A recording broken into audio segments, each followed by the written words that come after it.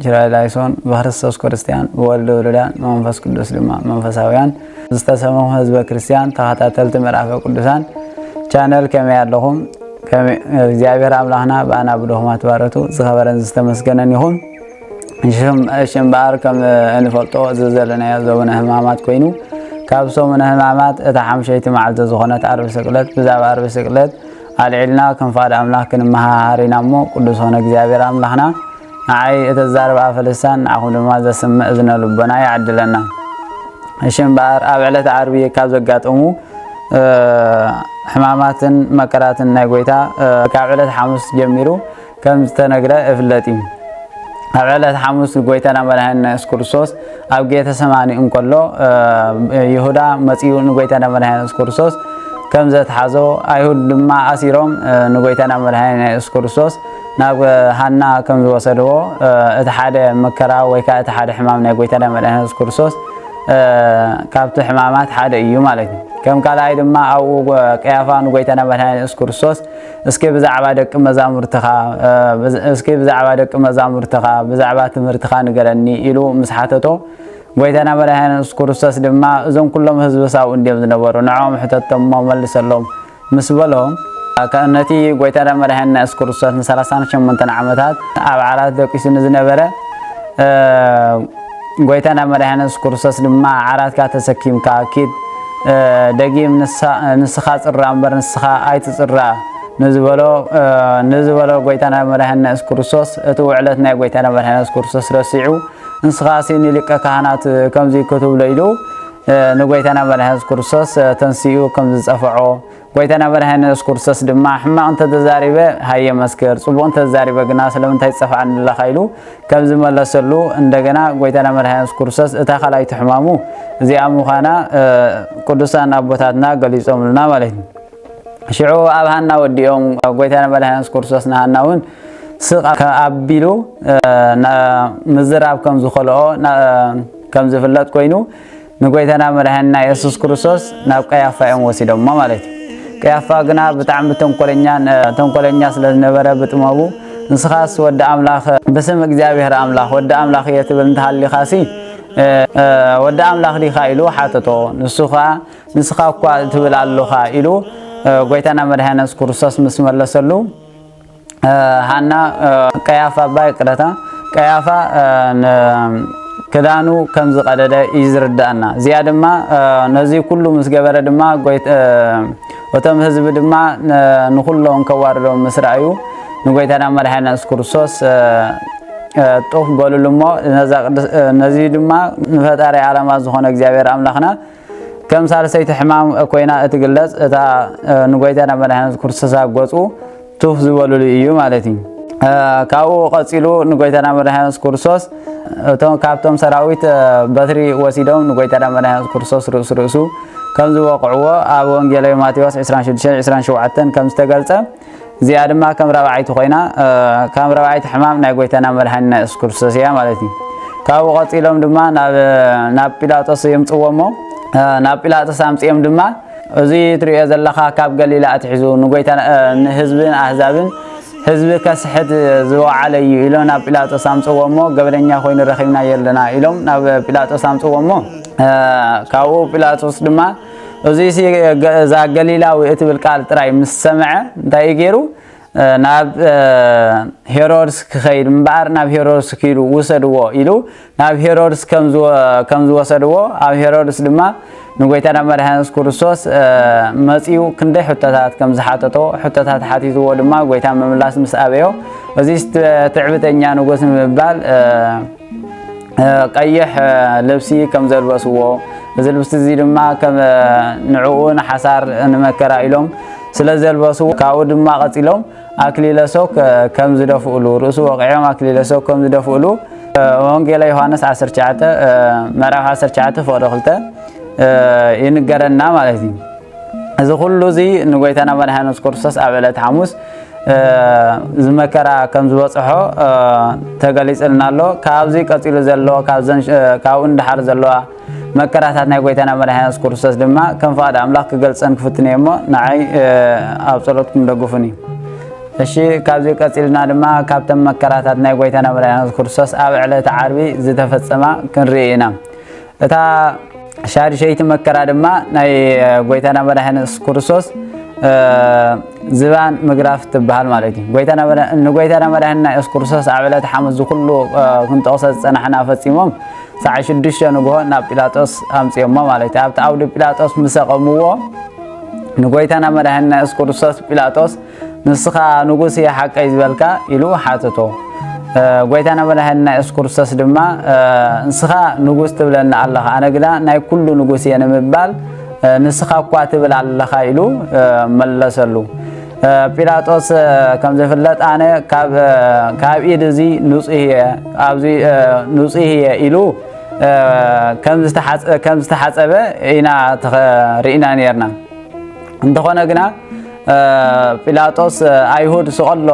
እንዳበልዎ እንከለው እንክንሶም ንሱ ግን እንታይ ገይሩ ከም በሐድሽ እንዳገረፈ ክሳብ 6666 ዝኣክል ቃላት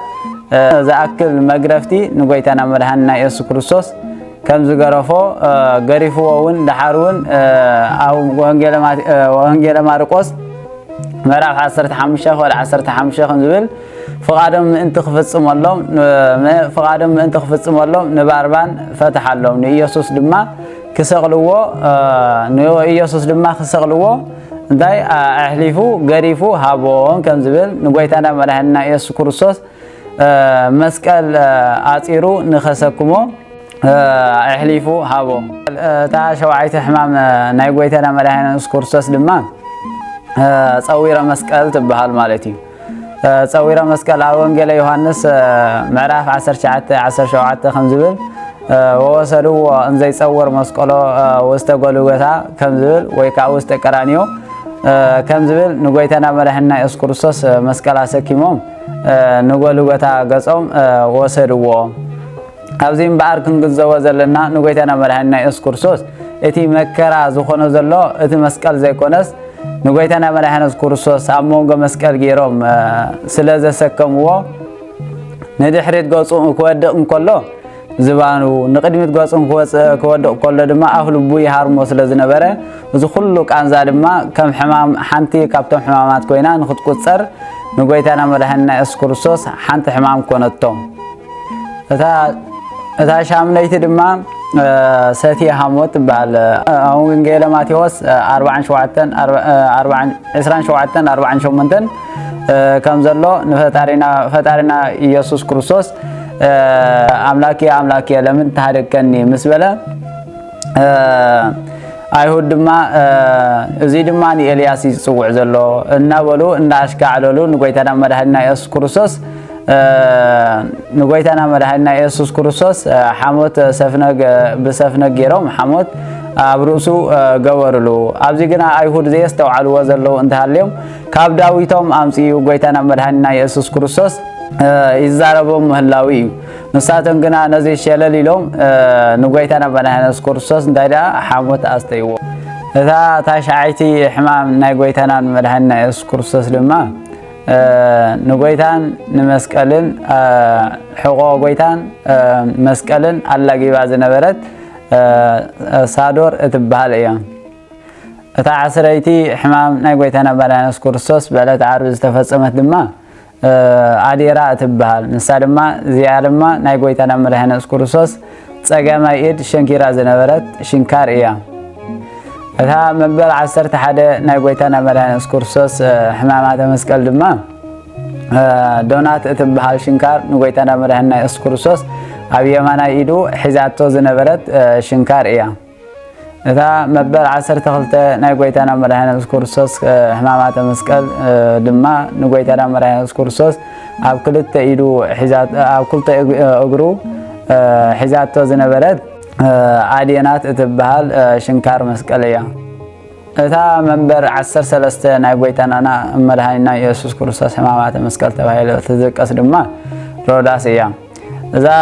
ሽንካር እዚኣ ንጎይታና መድኃኒትና ኢየሱስ ክርስቶስ ኣብ ርእሱ እዚ ንጉስ አይሁድ ኢሉ ኢላ ዝነበረት ታቤላ ሒዛ ዝነበረት እያ እዚኣ ደሞ እዛ ሮዳስ ደሞ ብኸመይ ሕማም ጎይታ ክትበሃል ከኢላ እንተ ኢልና نقويتنا مدهنا يسوع كريستوس نقص أيهود مبال كابزي زعب حمام ولا حنت يقولون مالتي مهناتو قويتنا مدهنا يسوع كريستوس نقص عالم دأمبر نقص حنت عديس لذي كونه مالتي بخمزي نقويتنا مدهنا يسوع كريستوس اتزعبي مكران حمامن كويناتو مالتي بار كم زفلت قدست بيت كريستيانا نزي نقويتنا مدهنا يسوع كريستوس عسر الثلاث حمامات إلى بمبال عسميرات اللو تركب ويتانا مدحنا يسوع كريستوس زخلو حمامات فصيمو نقدست نفسو كاب قدست سغو فليو بموتو دمسسو لموت كم زبل بموتو بآدم نزل مصموت ويتانا مدحنا يسوع كريستوس بموتو دما نخلو موت دمسسو كم زبل ويتانا مدحنا يسوع كريستوس نفسو مسفليان نفسو مسفليا بنفسو بعصر نفس يقول كيدو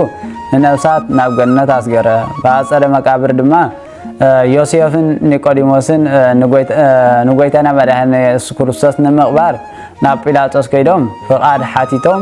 نقويتنا مدهن يسوع كريستوس كقبرو انكلو موت كونو منسيهم لموتان دكم كونو مصنيهم لدكمان اناولو نموتان منسيهم متنسيهم زخم كا قويتنا مدهن يسوع كريستوس دخم كادو ندخمان دما حيلم زخم كاس دخم كادو اناولو نقويتنا مدهن يسوع كريستوس كقبرو دليمو قويتنا مدهن يسوع كريستوس دما وان بس عينتيو اغزي ኢየሱስ ከም ዝብል قويتنا مدهن يسوع كريستوس عينت ግልጽልጽ አቢሉ ስለምንታይ موت كونو منسيهم لموتان دكم كونو مصنيهم لدكمان ناول كنتو قبروني إلو قويتنا مدهنا يسوع كريستوس نيوسيفن نيقوديموسن قدوس ناول كون كبرني لوم قبروا كم توسخ دما دكم كونو مات كونو كايبلو سق الى قبروا نبرمو قويتنا مدهنا يسوع كريستوس دما اي عنتو ግልጽልጽ አቢሉ سلامتايكم عروب إيسي سق لكم تقبرني قدوس እግዚአብሔር قدوس هيال قدوس هياو زي موت انداولكم قبرني إلوام قبروا مالتي كابزي قصيلو أبا وسأديك أمهات النفسية إلو قدست سقو قدست نفسو قدست سقو كويتنا كريستوس وليو مقدل وتقلنا سبب زموته نفسي يورد كم زنبرة نحنا دمان بمسكال ناقويتنا بحمام ناقويتنا بناس كريستوس نتيهنا ككل ناقان انت سراحين ناقا حاتياتن نتيهنا قويتنا بناس كريستوس انصحنا بزو قويتنا بناس كريستوس امسكال زنصحنا صنعنا هنبر قدوس زخون እግዚአብሔር አምላክና በመሕረቱ ጠሚቱ አብ ተቀደስ ቤቱ የምብረና እግዚአብሔር አምላክ ዝመሃረና ዝገሰጸና ክብረ ምስጋና ይሁንኖ ወስብሐት ለእግዚአብሔር ንሐውና ቃል ሕይወት ተስማዓልና ኣብዚ ቅጽል ቪድዮና ብዛዕባ ቀዳም ስዑር ይኸውን እግዚአብሔር አምላክና ክሳብ ሽዑ በሰላም የጽናሐና ወስብሐት ለእግዚአብሔር